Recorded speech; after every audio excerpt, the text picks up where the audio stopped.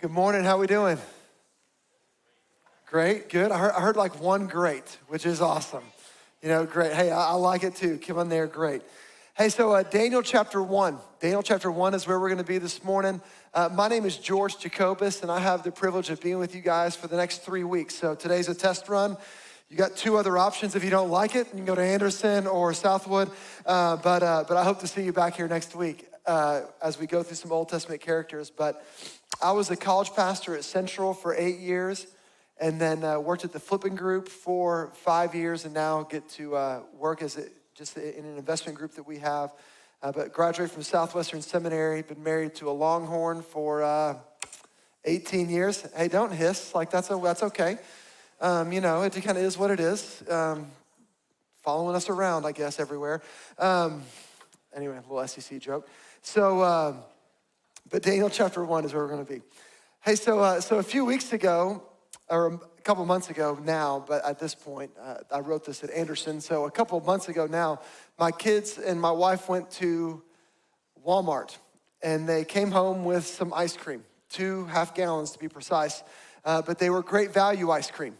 It was great value ice cream, and nothing against generic foods. I actually like and think that you can have some generic foods, but we need to have standards in our house. And so anyway, my kids scoop out this cookies and cream ice cream, and they begin to eat this ice cream. And then I did not partake because I do have standards. But they were bringing their bowls back to the sink. And one of my kids said, "You know what, Dad? I like this ice cream more than Bluebell." I immediately rebuked her, sat her in the corner, told her to think about what she just said right there, because there is a gold standard of ice cream we have in the state of Texas. It's not Blue Bunny, it's not Ben & Jerry's, it's not Haagen-Dazs, it's Bluebell ice cream. Home-style vanilla, mint chocolate chip if you're feeling a little crazy. If you wanna have a party, get some cookie two-step, whatever it is. But that is the standard. And so my daughter comes to me and says, "Hey, I like this more than I like the standard." And I immediately tell her, "Hey, we've got to fix this problem. We've got to go to Walmart, get the real ice cream, bring it home, because there's one ice cream that we eat in this house." Sister, it just seemed a little upside down, doesn't it? It just doesn't seem quite right. Like UT and OU coming to the SEC, just doesn't feel quite right, doesn't fit the narrative that we want in our life, right? I can say that because I've got a Longhorn wife, and that's fine. But there are times in life that things just don't seem right. They seem upside down, don't they? A couple months ago, a friend called me and asked me to do a funeral for his brother, 49 years old. My grandmother had 4 kids, and she buried 2 of them while she was alive. And so I remember after the second one, I asked, how's Granny doing? And my dad said, "Hey, it's just not how it's supposed to be. Parents aren't supposed to watch their kids pass away." And for a moment, life seemed upside down a little bit. It just didn't feel right like it should. And if you look at our culture over the last 18 months, it feels like things that we knew have almost just been upended on itself. Things that we thought, hey, this is how our country works. This is how I live my life. This is a rhythm and routine that I find myself in, just felt turned upside down in the middle of a pandemic. And the reason I say that is because we find Daniel in the same particular situation. You see, Daniel is not a book where there's active persecution against Christians or Jews at the time. Daniel finds himself in a new city because King Nebuchadnezzar from Babylon has overpowered Jerusalem, has taken that city and began to gut it of all of its resources. He took the money, he took the cattle, the livestock, all the wealth, including the best and the brightest people from Jerusalem, and he moves them to Babylon.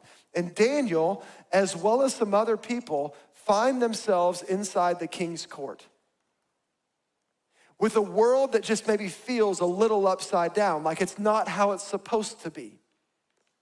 And in the middle of that situation, in the middle of that circumstance, we see Daniel make some decisions that are different than what the people in the culture tells him to make, but he does it in a way where he pursues wisdom. And my hope for us is that we will look at Daniel chapter 1, and then we'll see the wisdom, how Daniel pursued wisdom, and then we in our life can pursue that same wisdom. So look at Daniel chapter 1, starting in verse 8.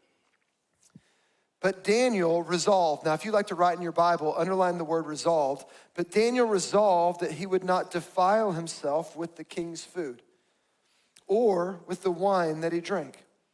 Therefore, he asked the chief of the eunuchs to allow him not to defile himself. And God gave Daniel favor and compassion in the sight of the chief of the eunuchs.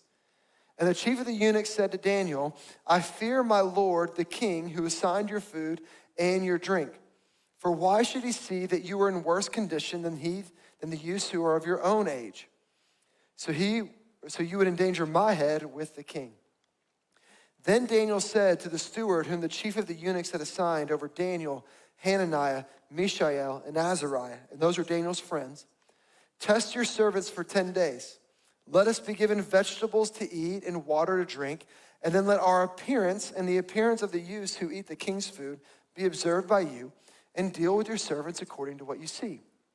So we listened to them and tested them for 10 days. And at the end of the 10 days, it was seen that they were better in appearance and fatter in flesh than all the youths who ate the king's food. So the steward took away their food and wine that they were drinking and gave them vegetables. And now the whole food plant-based diet was started right here. All right? This is the beginning of it right here, right now. So the interesting word, like the third word in, is very interesting to me because it's the word resolved. That word resolved in the Hebrew means a deliberate act of the will motivated by a personal conviction. So a deliberate act motivated by a personal conviction. But what I find interesting is that Daniel's 15 to 17 years old at this time. You know, and oftentimes we write off youth. Oh, you're 15 years old, you're 16 years old, you're 17 years old. But yet Daniel, who's 15 to 17, has his behavior changed by a deep-seated personal conviction in his life. And so let me tell you, this is a side note in this room, but if you're a student, if you're in high school or middle school, hey, don't think that you're relegated to lead at a later time. This is a 15 to 17-year-old man who's about to be, or is in the king's court, and is about to be elevated because of a deep-seated personal conviction that changed his behavior, that changed what he did. And so let me challenge you, you're not too young to make a difference or an impact. God used Daniel in the same way. But here's what's interesting. He resolved to not defile himself. And that word defiled is only used like 12 times in the Old Testament. And it means to defile yourself or impurity either morally or ceremonially. And so Daniel looks at the king's food, looks at the meat and the wine, and sees this deep-seated personal conviction in his life and says, hey, it's wise for me not to eat that food. It is best for me not to eat that particular meat or drink that particular wine. Now, why would Daniel do that? Now, scholars have debated this for a long time, but there's like three kind of popular reasons why Daniel would have done that. The first is this, Leviticus chapter 11. Now, Leviticus is the book, if you're reading through the Bible in a year, you get about to Leviticus and you're like, okay, I've had enough of this. Let me skip on and go to the next one. But Leviticus 11 gives us an interesting paradigm here because it says, it walks through several types of animals that are not to be eaten, that are considered unclean in the Jewish faith. Camel, badgers, pigs, rabbits, things in the water that don't have fins or scales, eagles, falcons, ostriches, seagulls, hawks, owls, storks, herons, bats, and the list goes on. And if you want the list, you can see Leviticus chapter 11. It's all there. But one reason that people believe that Daniel said no or rejected the king's food was because he couldn't guarantee that the food would be considered clean. And since there was no guarantee of that, Daniel says, hey, I don't want to be forced to eat those food. Let me drink water and vegetables. So that's the first thing. In light of who God has made me to be, in light of who I am, I'm not going to eat that food. Second thing is this. The food rations could have been associated with idol worship. And Leviticus also talks about food that's related to idol worship, how we shouldn't eat that, and that's considered unclean as well. The problem with that kind of idea is that he still ate the vegetables. So odds are the meat and the vegetables would still be there. But let's just take that for a second. So in light of what surrounds me, in light of where I am, and I don't know if the food is offered to idols or not, I'm choosing not to eat that meat or drink that wine. The third thing, Daniel could have simply interpreted eating the king's food was like, or the royal rations was simply this idea of, hey, I support the king. I support what King Nebuchadnezzar did, how he took over Jerusalem, and now that I'm given these royal rations, I am on board with what the king does. And if Daniel's friends wanted everyone to know that it wasn't the king's food that was gonna sustain them. So if you boil those three kind of generally accepted principles about why people believe Daniel rejected the food, it really leads us to three things. If we boil those three things down, it leads us to three questions maybe. Like in light of who Daniel is, he's a follower of Yahweh. He's been forgiven his sins, and what's happened on the inside changes the way my life works on the outside. And so because of who I am, is this the wise thing for me to do? I think is the first question Daniel asked himself. The second question, in light of where I am, in light of the fact that I'm in a foreign city, that it's known for its immorality and drunkenness, in light I'm in a place where people might cause me to stumble or people might try to trap me into doing something like we see in the rest of the book of Daniel, is this the wise thing for me to do? So in light of who I am, in light of where he is, and in light of what God has called him to. Now, I don't know if Daniel knows this at the time, but he's about to rise up in the ranks of the king. Like he's about to be a trusted advisor for King Nebuchadnezzar. And at some point here, like in Daniel chapter 4, King Nebuchadnezzar is gonna build this 90-foot golden image of himself. His three friends are going to, not bow down to this idol. And then Daniel is gonna ultimately lead King Nebuchadnezzar to faith. And so I believe that Daniel has this sense of calling that's in his life. And he says, in light of what God has called me to, is this the wise thing for me to do? And so if I could phrase it, if I could put those things together, it would be wrapped up like this. The process, I believe, in light of who I am, in light of where I am, and in light of what God has called me to, is this the wise thing for me to do? I think that's the framework that Daniel uses in this particular situation to choose to not eat this food. Now, I believe that that's a framework for us to navigate a culture and navigate situations in our life that are difficult. Like Ephesians 5 says this, 15 and 16, look carefully then how you walk, not as unwise, but as wise, making the best use of your time because the days are evil. So Ephesians 5, Paul's writing to the church in Ephesus, and he says, listen, there are two ways to walk here. There are ways to walk in wisdom, and there are ways to not walk in wisdom. And every day we get up and we are surrounded by what I would consider wisdom issues. Like there are things in life that the Bible speaks directly towards. Marriage is designed to be between one man and one woman. Marriage for a believer is designed to be entered in with another person who believes. Drunkenness, gluttony, crude joking, coveting, the goal of parenting, tithing principles, all these things are like very specifically laid out in the Bible and are for our glory and for our best from God. But then every day there are these wisdom issues like, how do I spend my money? How do I spend my time? What should or shouldn't my kids be involved in? Who exactly do you date? What exactly do you eat? What do you drink? What school should I go to? What job should I have? What ministry? And now that I've overwhelmed all of us, every day we are surrounded by those sorts of decisions. And I've got 4 kids, and I feel like as they get older, all their problems just get more serious. And so now I'm trying to navigate things for my kids too. And every day I find myself, hey, what is the wisdom? What is the best for us to do? And so the question is, how do we make those same type of wisdom decisions? And I think it's the same way Daniel did. We ask ourselves in light of who we are, in light of where we are, and in light of what God has called us to do, is this the wise thing to do? So let's break that down for a second. In light of who I am, is this the wise thing to do? Like when I think about who we are, like there are really three things that I think of.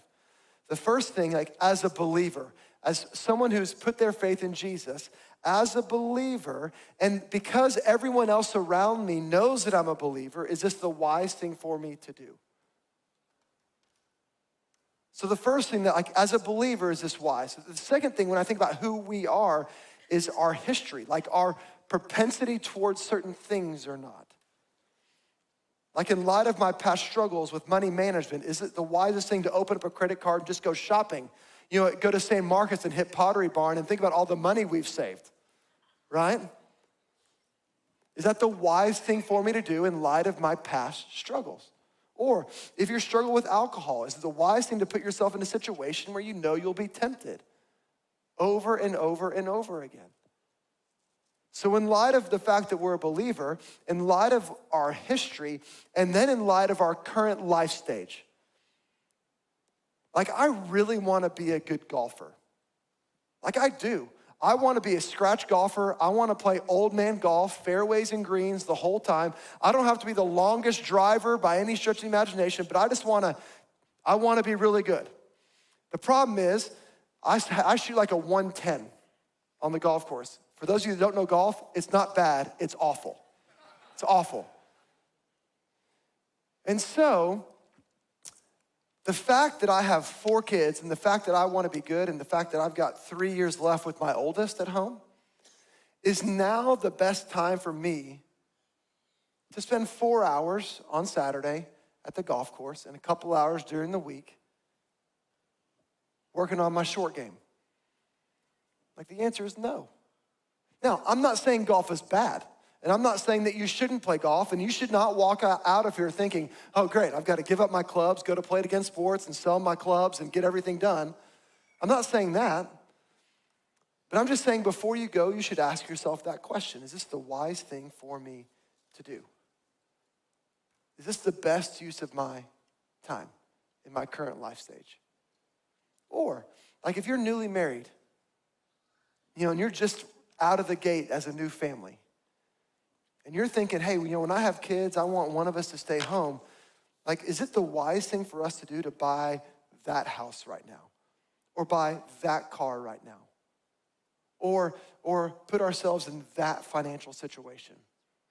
And I'm not saying there's a right or wrong answer, but I'm just saying if we want someone to stay home, then we have to ask ourselves, is this the wise thing for us to do? And I'm just convinced that sometimes in life we make decisions really haphazardly without ever asking the question, is this wise for me? Is this the best use of my time? So in light of who I am, in light of the fact that I'm a believer, my history, my current life stage, is this the wise thing for me to do? It's a question we should ask. But that's the first question that Daniel asks. The second question, in light of where I am, is this the wise thing for me to do? In light of where I am. Like in light of where my sphere of influence is, like in light of where I spend most of my time, is this the wise thing for me to do? After I was finished at Central, I started working for a company that required a lot of traveling. And so I would be, you know, especially like in seasons, I would be gone for 3-4 weeks, you know, just home on the weekends. And so a friend of mine called me up one day, didn't ask, just called me up one day and said, hey, George, are you traveling? I go, yeah, it's busy season, Jack. Yeah, I'm traveling. He goes, well, don't go in the hotel bar alone. I was like, okay. He's like, no, I'm serious. Don't go to the hotel bar alone. And I'm like, okay, I got it, Jack, great. He goes, no, George, listen to me. Do not go to the hotel bar alone. I'm like, Jack, what do you think I'm doing? Like, I'm not doing that right now. He goes, I know, but there will be a temptation, and the people that are surrounding you could cause you to stumble, and I don't want you to stumble. I don't want you to lose everything. It's a wisdom issue. In light of who is surrounding me, is this the wise thing for me to go spend my time at that place? Or, like now that I've transitioned to, we have a couple companies, and these people that work with us, that are on our team, some of them are believers and some aren't. And so in light of who is surrounding me and the influence that I get to have in my sphere, is it the wise thing for me to make this business decision? Is it the wise thing for you to go down this path? Or how do I speak about other team members? Or how do I speak? Is that the wisest thing for me to do?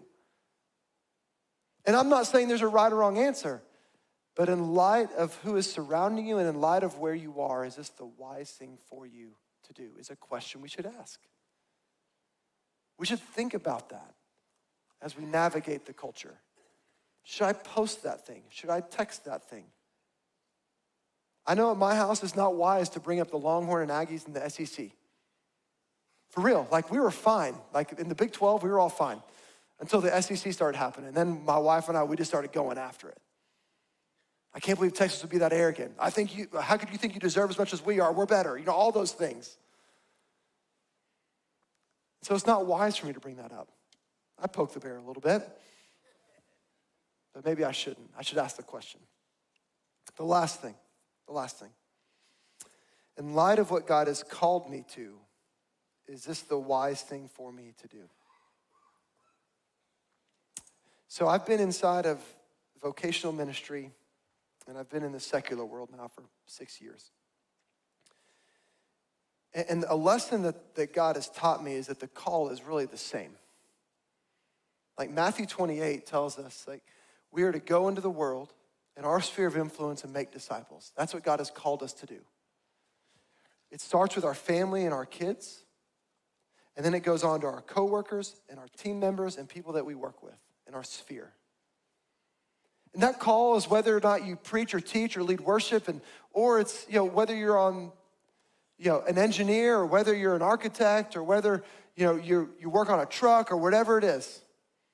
The call is the same, to make disciples. And so in light of the fact that God has called us to make disciples, in light of the fact that God has called me to do this, is this the wise thing for me to do? And I'm not saying there's a right or wrong answer. I'm just saying we should ask the question. Because I've seen too many people lose their influence by allowing themselves to succumb to what I would consider a wisdom issue. And so the question is, will you ask that question? In light of what God has called me to, is this the wise thing for me to do? We should ask ourselves that. It's the same thing that Daniel asked. But here's what I know. We've got to pursue those questions. Like, we've got to pursue wisdom. It's not like one day you wake up and you're like, oh man, I'm full of wisdom now. Everything is good, everything is great, I've got wisdom. Let me tell you, all you people, what the best thing for your life is. Now, you've got to pursue wisdom on a daily basis. And that's what Daniel and his friends do. Look at verse 17 of Daniel chapter 1. As for these 4 youths, God gave them learning and skill in all literature and wisdom. And Daniel had understanding in all visions and dreams. And at the end of the time, when the king had commanded that they should be brought in, and the chief of eunuchs brought them in before Nebuchadnezzar. And the king spoke with them. And among all of them, none was found like Daniel, Hananiah, Mishael, and Azariah. Therefore, listen to this, because no one was found in the same, therefore they stood before the king. Look at verse 20.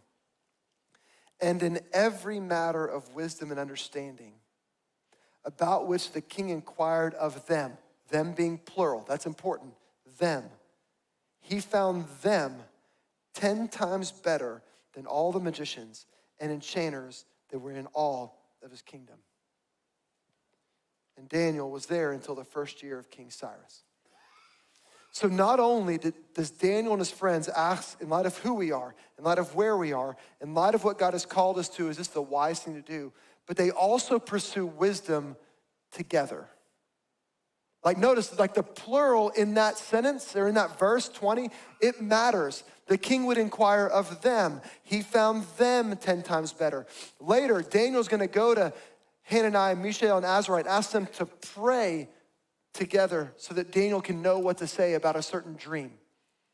And so Daniel pursued wisdom in the context of community. Let me say that again. Daniel pursued wisdom in the context of relationship and community. And if we're gonna pursue that type of wisdom, we need to have relationships in our life that spur us on to search out for that type of wisdom. You see, wisdom and Christian growth and maturity has never been described as a solo sport. It's always a team game. Like Titus chapter 2 mentions the same thing. Don't turn there, but listen. Older men are to be sober-minded, dignified, self-controlled, sound in faith, in love, and in steadfastness. Older women, likewise, are to be reverent in behavior, not slanderers or slaves to much wine. They are to teach what is good and train the young women to love their husbands and children, to be self-controlled, pure, working at home, kind, and submissive to their own husbands, like the word of God may not be reviled. Likewise, urge the younger men to be self-controlled, show yourself in all respects, to be a model of good works, and in your teaching show integrity, dignity, and sound speech that cannot be condemned, so that an opponent may not be put to shame, having nothing evil to say about us. You see, the Bible has always talked about this pursuing of wisdom, this pursuing of relationship, always in the same vein. Older men teach younger men. Older women teach younger women. And that's where wisdom is found. So in 2006, we were at Presbyterian Hospital in Plano, Texas. We were going in to have a birthday, my first daughter, in July 26th. Yeah, tomorrow. I had to remind myself, July 26th. And I remember, Lindsay had to have a C-section. And they took Brooke away for an hour or two and then rolled her into the hospital room that we were staying in. They rolled her in, checked our bands to make sure they matched, and then left. I looked at my wife and kind of panicked. I was like, what do we do now? And so literally, the nurse was leaving. I looked at her, kind of panicked. I got up, walked to the door, opened the door, and the nurse was about halfway down the hallway to the next nurse's station. I said, hey, ma'am, what do we do now? Like, this is a 2006 model. I don't see the owner's manual down there. I don't know what's going on, so what happens next? So she laughs, comes in, and we begin to change her diaper and try to feed her and all those things. I'm like, okay, we can figure this out. At Brooke's birthday party, Lindsay was pregnant with twins. So we had 3 kids under the age of 2. It was a glorious moment, glorious time in our life. Don't remember a lot of it, but it was nice, it was great. We just blow through stages. We don't go through them, we just blow through them. And so I remember about 4 or 5 years old being very overwhelmed. Brooke's not eating, they're boycotting all, Disney, I don't know what to do with all of our time now, things like that. And I remember thinking, hey, their problems aren't just gonna get easier, they're just gonna get more complex. And so I remember just being a little overwhelmed in parenting and feeling like I'm in over my head, drowning a little bit. And I remember just asking the Lord, God, what do I need to do? And the Lord answered, just gave me this idea. And he was like, hey, you should go find some kids that you think turned out great and then go talk to the dad and just ask him to meet with you. I was like, that sounds like a good idea. I was a little intimidated though, because no one likes to admit you're weak or you need help or you need to grow some. And so I just remember asking the Lord, well, who is it? And one day at church, a guy named Steve walks by. And he's like, that's the guy. I'm like, okay, I'd known Steve's kids for a long time. I was their youth pastor when I was in college, and then when I came back, their kids were just moving to college, and they seemed to like love the Lord and like be normal, and so I was like, okay, I want to talk to him. So I called Steve, and I was like, Steve, this may sound weird, but could we meet like once a month for a few months, and you just tell me everything you did with your kids, because I'm kind of drowning right now, like to raise them. And you know what he said? He said, yes. I was like, okay, cool. Like, I didn't think he would say yes, but he said yes. And so for the next 6 months or so, we met once a month just talking about the things that he did with his kids. Do I do all of them? No. I think some things are kind of weird that he did, to be honest with you. But I thought a lot of it was really helpful. He gave me great perspective. He's like, hey, it's okay that your kids aren't eating at dinner. Just don't let them eat a snack before they go to bed, and I promise the next day they'll eat. I'm like, that's brilliant. Why didn't I think of that? And then he's like, hey, yeah, like, so this is how we dealt with music. This is how we handle the things that they read and extracurricular activities. And it was really helpful. And I got to say, hey, I don't understand this. Help me understand this more. Or, hey, I don't get this. And he would elaborate more. But we pursued wisdom together. And you know what? Like, there are other people, like there are things in business that I have no idea what to do. And then I'm like, okay, I need to figure out how to build this department or build this team. And I'll be like, well, who builds that team? Like, what believer do I know that has built that team really well? And I'll call and be like, hey, can we go to lunch? And sometimes they say no. But more often than not, they say yes. And the best conversations I've had have been with people. The best wisdom I've gained, selfishly, is from people that are older than me, that are a few steps ahead of where I've been. But we could pursue wisdom together. That's why the church is so important. So that older men can teach younger men. Older women can teach younger women how to navigate life. Navigate those wisdom issues. And so the questions that I want to leave us with are this. Will you ask yourself, in light of who I am, in light of where I am, in light of what God has called me to, is this the wise thing for me to do? Will you just ask that question when a major decision comes up? And then secondly, are there people in your life that you can go after wisdom with? Are there people in your life that you can pursue wisdom with? And if there isn't, would you find somebody? Would you drop your guard, be a little weird, and say, hey, can we meet? Can we talk? Because life's not designed to be alone. It's designed to be lived together. And I actually think that with COVID, that to me has been the hardest part, is we've isolated ourselves for good reason. And we've isolated ourselves because we've been told, hey, to be safe, we should do this. But hopefully now, as we're coming on the back end of this, I pray, it's time to pursue back again those relationships. It's time to pursue again that type of wisdom. And so will you pursue it? Will you pursue it? That's my hope for us, is that we would be people just like Daniel, who are known to be men of great wisdom and women of great wisdom. And we would leave this place changed because we ask ourselves some questions and we pursue wisdom together. Pray with me. God, thanks for your word. Thanks for the time that we get to look at it. And God, I don't know what everyone's facing in this room. I don't know the wisdom issues that are happening right now. But God, I pray as we go through them and as we navigate them, you would remind us to ask ourselves, is this the wise thing for me to do? And then God, secondly, that you would put people in our lives that we can pursue wisdom and discipleship with. God, not for our glory, not so that life's easier, but God, so that you can be given much glory.